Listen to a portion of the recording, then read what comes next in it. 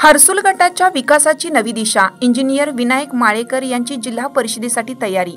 त्र्यंबकेश्वर तालुक्यातील हर्सुल जिल्हा परिषद गटातून स्थानिक स्वराज्य संस्थांच्या निवडणुकांची रणधुमाळी सुरू झाली असून इंजिनियर विनायक माळेकर हे जिल्हा परिषद सदस्य पदासाठी राष्ट्रवादी काँग्रेस पक्षाकडून इच्छुक उमेदवार असून ते हर्सुल येथून प्रबल दावेदार आहेत.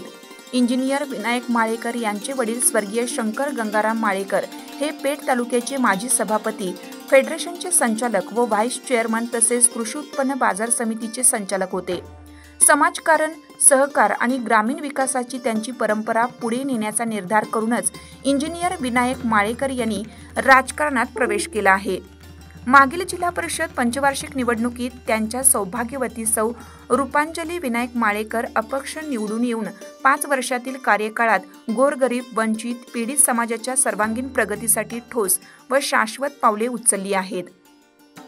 त्यांच्या कार्यकाळात गटात शेकडो कोटींची गाव पातळीवर स्मशानभूमी, गावांतर्गत रस्ते, वाड्यापाड्यावर मोर्या रस्ते, शाळा, अंगणवाडी बांधकामे सह केंद्रातील योजनेतून हर्सुल भागात कायापालट करून शेकडो विकास कामे केली.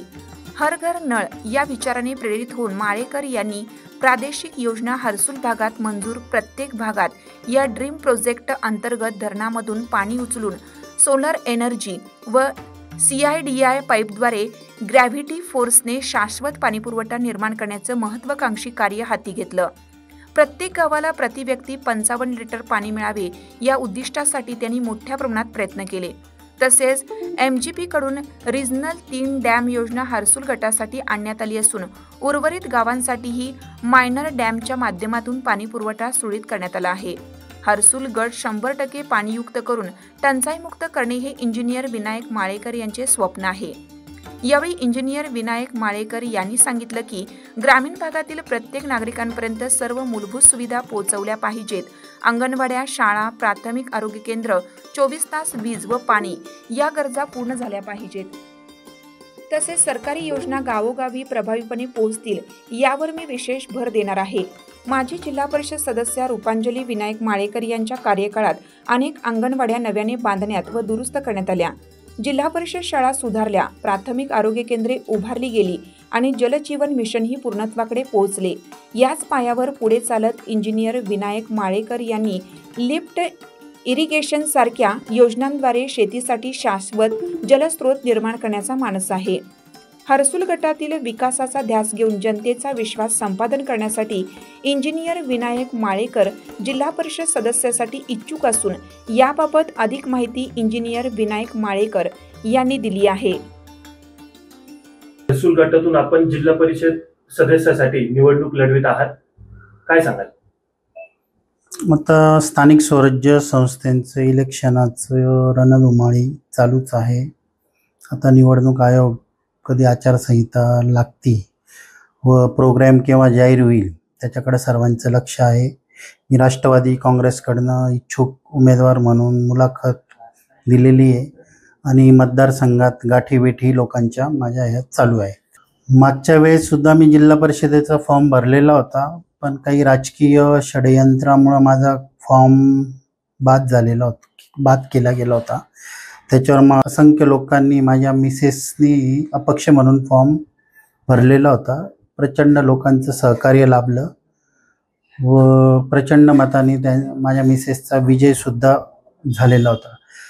त्याही काळात आपण बरेचसे कामं मार्गी लावले. जसं जलजीवन मिशनचा एक आमचा ड्रीम प्रोजेक्ट होता का डॅममधनं पाणी उचलायचं आणि सोलर एनर्जीवर CIDI पाईप यूज करायचे आणि ग्रॅव्हिटी फोर्सनी शाश्वत सोर्स शोधून सर्व गावांना 55 लिटर प्रति माणसानी पाणी मिळावं यासाठी आम्ही प्रयत्न केले. तर MGP कडनं बऱ्याचशा आमच्या रिजनल 3 डॅममधनं हर्सुल गटात 3 योजना घेतलेल्या आहेत. उर्वरित 3-4 गावं होते त्यांना शाश्वत सोर्स नव्हता, पण जवळपासच्या आसपासचे मायनर डॅम होते त्याच्यातनं पाणीपुरवठा सुरळीत करण्याचा आमचा प्रयत्न चालू आहे आणि 100% टंचाईमुक्त गट हर्सुल गट करण्याचा आमचा मानस आहे व त्याच्यात आम्हाला प्रचंड प्रमाणात पुढील काळात यश येईल व सध्या कामं प्रगतीपथावर चालू आहेत.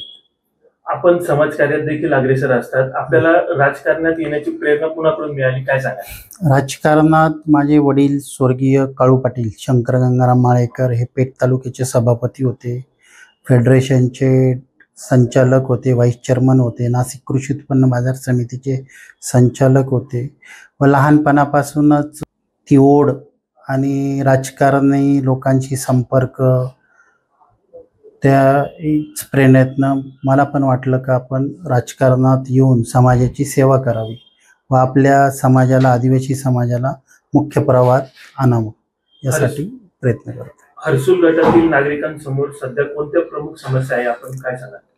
हर्सुल गटाच्या नागरिकांसमोर सगळ्यात जी मुख्य समस्या आहे ही सिंचनाची आहे. जर डॅम वगैरे झाले बऱ्यापैकी तर निश्चितच त्याचं शेतीत चांगलं बागायतीत रूपांतर होईल, इतर मजूर लोकांना सुद्धा रोजगार निर्मिती होईल. आज आमच्या गटातले बरेचसे लोक हे नाशिकला किंवा गिरनार सारख्या इकडं वरती कामाधंद्यांच्या शोधात 4-4 महिने येतात, तर तो बराचसा 40-50% लोकांचं मायग्रेशन आहे, स्थलांतर आहे. आणि ह्या काही गोष्टी केल्या भविष्यात किंवा छोट्या इंडस्ट्रीचा पण जरी विचार केला तर हे तिथल्या तिथं रोजगार निर्मिती होऊन आमचा गट अजून सुजलाम सुफलाम होऊ शकतो. याच्यासाठी आपण 100% प्रयत्न करू. सध्याच्या ग्रामविकास योजनांबद्दल आपले काय मत आहे, काय सांगा? आजची परिस्थिती अशी आहे का सगळ्यात मूलभूत गरजा ह्या ग्रामीण भागात गेल्या पाहिजे. पहिले तर सगळ्या अंगणवाड्यात खूप चांगल्या झाल्या पाहिजे, नंतर प्राथमिक शाळा झाल्या पाहिजे, प्राथमिक आरोग्य केंद्र झाले पाहिजे, लोकांना 24 तास वीज मिळाली पाहिजे, लोकांना 24 तास पाणी मिळालं पाहिजे.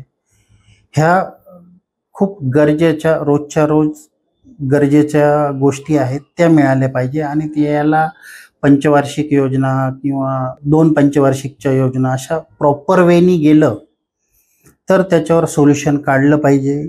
आणि सरकारचा जो येणारा पैसा आहे का त्याचा 100% विनियोग हा आपल्या ग्रामीण भागासाठी, जनतेसाठी लागलेला पाहिजे. याच्यासाठी लोकप्रतिनिधी जे आहेत त्यांच्यात पण खूप दूरदृष्टिकोन पाहिजे. काय ह्या पैशाचा वापर हा 100% त्या कारणामुळे झाला. आज अंगणवाडी जर चांगली झाली तर लहान मुलं शिकतील, प्राथमिक शाळा जर जिल्हा परिषदच्या झाल्या तर अजून त्यांचं एज्युकेशन चांगलं होऊ शकतं व भविष्यात ते डॉक्टर, इंजिनियर किंवा वकील किंवा इतर IAS IPS ऑफिसर होऊ शकतात. आमच्या भागात ते स्किल आहे, पण आता ज्या मूलभूत सुविधा आहे त्या सरकारच्या माध्यमातून देणं गरजेचं आहे आणि आम्ही तो 100% जास्तीत जास्त प्रयत्न आणि भर त्या गोष्टींवर आम्ही देणार आहोत. स्थानिक समस्यांवर प्रशासनाशी तुमचं सहकार्य कसं असणार आहे? आमचं तर एकच भावना आहे का जे तुम्ही एज्युकेशन घेतलेलं आहे प्रशासकीय अधिकाऱ्यांनी, IAS ऑफिसर आहेत, ZPचे CO जसे किंवा कलेक्टर साहेब, हे वेळोवेळी आढावा घेतात, पण सरकार ज्या योजना ग्रामीण भागात जनतेपर्यंत पोहोचवण्याचा प्रयत्न करतं त्याचा खरंच उपयोग त्या भागासाठी झाला तर आम्ही 100% आमचा भाग जाईल. फक्त योजना राबवायच्या आणि आपली सुटका करून घ्यायची, निधी खर्च झाला याला अर्थ न घेता त्या गोष्टीचा खरंच विनियोग झालेला आहे का त्याचं सुद्धा प्रशासकीय अधिकाऱ्यांनी किंवा भविष्यात आता काही प्रशासक लागलेले आहेत 4 वर्षापासून 3.5 वर्षापासून, तर जेव्हा लोकप्रतिनिधी होते तेव्हा आढावा बैठकी वगैरे बऱ्यापैकी प्रमाणात व्हायच्या. आता प्रशासकीय काळात थोडंसं या गोष्टीला मंदावलेल्या आहेत आणि आमचं प्रशासकीय अधिकाऱ्यांची कायम सहकार्यच राहतं, पण काही चुकीच्या गोष्टी असतात तर त्या विरोधात आम्ही आवाजसुद्धा उठवतो व त्यांना ते करून सुद्धा देत नाही. ताईंच्या कार्यकाळात कोणते प्रकल्प अपूर्ण राहिले आहेत का, ते कसे आपण पूर्ण करणार आहात? आता ताई तुम्हाला सांगितलं मागाशीच, आमचा जो ताईंच्या काळात ज्या अंगणवाड्या होत्या का त्या बऱ्याचशा अंगणवाड्या नव्याने बांधण्यात आल्या, ज्या मोडकळीस होत्या त्या दुरुस्त करण्यात आल्या. जिल्हा परिषदच्या काही शाळा नव्याने बांधण्यात आलेल्या आहेत, त्याच्यानंतर काही दुरुस्त करण्यात आलेलं. प्राथमिक आरोग्य काही नव्याने बांधले, काही दुरुस्ती केले. पशुवैद्यकीय दवाखान्यांचं तेच आहे. आणि जे जलजीवन मिशन आहे का ते 80% पूर्णत्वाकडे आहे, पण अजूनही 20% कामं त्याच्या अपूर्ण आहेत. आपण तोही शेवटपर्यंत पाठपुरावा करून 100% पूर्ण करू. व इतर काही मतदारसंघातले रस्ते ते बरेचसे आपण रस्ते पण केले, पण गेल्या कोरोनाच्या काळात निधीचा तुटवडा होता. आताही शासनाकडं कॉन्ट्रॅक्टरचे 89 लाख कोटीचे बिलं अजून देणं आहे. त्याच्यामुळं जे कामं खूप बऱ्यापैकी T6 तुमचं PMJSY, CMJSY व इतर सेंट्रल गव्हर्नमेंटचे पण काही कामं आहेत. निधी अभावी बरेचसे कॉन्ट्रॅक्टर कामं करत नाही. तर भविष्यात आपण निधी आणण्यासाठी 100% प्रयत्न करून ते कामं पूर्णत्वास नेऊ. रस्त्याचे देखील कामं बरेच अपूर्ण होते, ते आपल्या माध्यमातून पूर्ण झाले आहेत, त्याबद्दल काय सांगाल? रस्त्याच्या जे कामं आहेत, तर मी स्वतः सिव्हिल इंजिनियर आहे. माझी मिसेस माजी जिल्हा परिषद सदस्य रूपांजनी माळेकर, त्यासुद्धा कम्प्युटर इंजिनियर आहेत. तर आम्ही दोघंसुद्धा एज्युकेशन आमचं असल्यामुळं आम्ही प्रशासनाशी येणारे शासन निर्णय, GR, types of road, types of dams, कोणत्या निधीतनं काय काय करू शकतो, ते बरेचसा अभ्यास असल्यामुळं प्रशासनाशी कम्युनिकेशन करताना आम्हाला काही अडचणी येत नाही. आणि मुळातच आम्हाला नॉलेज असल्यामुळं आमच्याशी कोणी खोटंसुद्धा बोलू शकत नाही. त्याचा जरूर आम्ही फायदा आमच्या मतदारसंघात करून देऊ. आणि जास्तीत जास्त रस्ते, चेक डॅम किंवा मोठे प्रकल्प, लिफ्ट इरिगेशन सारख्या काही योजना, इतर खूप गोष्टी आम्ही मतदारसंघात करण्याचा प्रयत्न करतोय. पण काही प्रशासकीय अडचणी येतात. जसं आमचा काही एक गण आहे, त्याच्यातला 80% 70% जो भाग आहे तो गोदावरी खोऱ्यात येतो. आणि जायकवाडीचा जो प्रकल्प आहे त्याच्यामुळं आम्हाला धरणं बांधायला स्कोप नाही. तर त्याच्यासाठी आमचं टेक्निकल नॉलेजचा वापर करून जे सिल्ट कंटेंट आहे, इतर जे धरणं भरलेले आहे त्याचा पाणी साठा कमी झालेला आहे, तर तो आम्ही अभ्यास गव्हर्नमेंटकडं मांडून त्याच्या अगेन्स्ट आम्हाला काही मंजुऱ्या घेता येतात का, त्याच्यासाठी आम्ही प्रयत्न करू. जाता जाता मतदारसंघातील नागरिकांना काय संदेश द्या? नागरिकांना संदेश नाही देऊ शकत, त्यांचा फक्त आम्हाला आशीर्वाद हवा. आणि तो कशा गोष्टीसाठी, एकच गोष्ट आहे, राजकारणात उमेदवार उभे राहतात, कोणाला निवडून द्यायचं कोणाला नाही, शेवटी 100% अधिकार हा जनतेचा आहे. पण मला एकच विनंती आहे का आम्ही जे शिकलो सवरले तुमच्या आशीर्वादाने, तुम्ही आम्हाला आईवडिलांपासून तुमचा आशीर्वाद आहेच, या पुढेही असावा.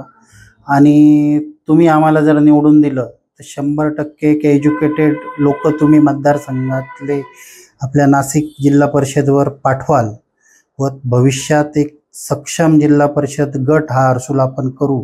आणि एक सक्षम जिल्हा परिषद सदस्य म्हणून कायम आपलं नाव आहे नाशिक जिल्ह्यात कायम 1 नंबरचं असेल, याच्यात काही आम्ही कमी पडणार नाही, ही 100% शाश्वती देतो व तुमचा आशीर्वाद आम्हाला मिळावा.